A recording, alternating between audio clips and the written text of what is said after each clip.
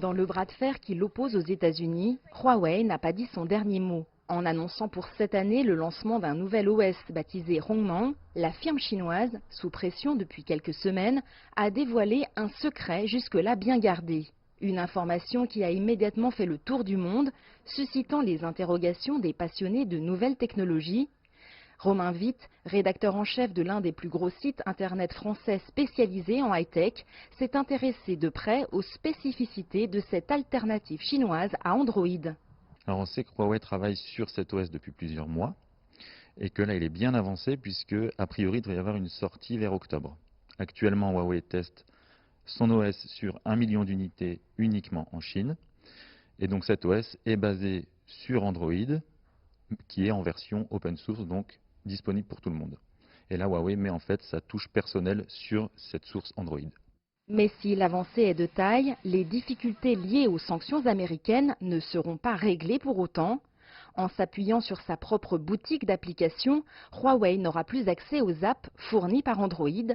Pour rester attractif auprès de ses utilisateurs hors Chine, il lui faudra donc convaincre les développeurs de les transposer pour son système. Il y a deux leviers pour Huawei. Le premier, c'est son parc de téléphones qui est immense dans le monde. Là, en 2018, par exemple, ils ont vendu 200 millions de smartphones, ce qui est vraiment très important. Ils sont passés numéro 2 mondial au dernier trimestre 2018 et au premier trimestre 2019.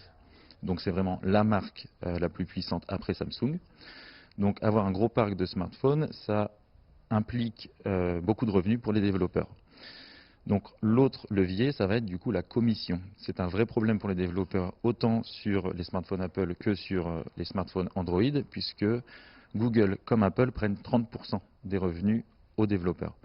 Le levier que pourrait avoir Huawei, c'est de leur proposer 15 ou 20% de commission, donc de réduire en fait ce taux pour que les développeurs gagnent plus d'argent à chaque téléchargement d'application. Une fois ces obstacles franchis, même si d'autres rebondissements pourraient encore venir pimenter l'affaire, l'impasse dans laquelle Huawei se trouverait plongé en cas de suppression de sa licence Android pourrait même se transformer en atout pour la marque chinoise.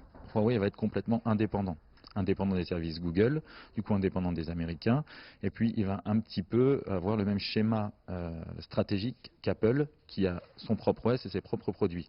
Du coup, Huawei va maîtriser à la fois le produit et le logiciel, et il sera totalement indépendant.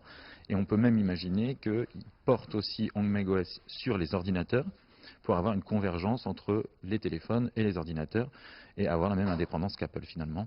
Quelle que soit l'issue du conflit qui oppose aujourd'hui l'administration américaine à Huawei, la situation ne présente aucun intérêt économique pour les États-Unis.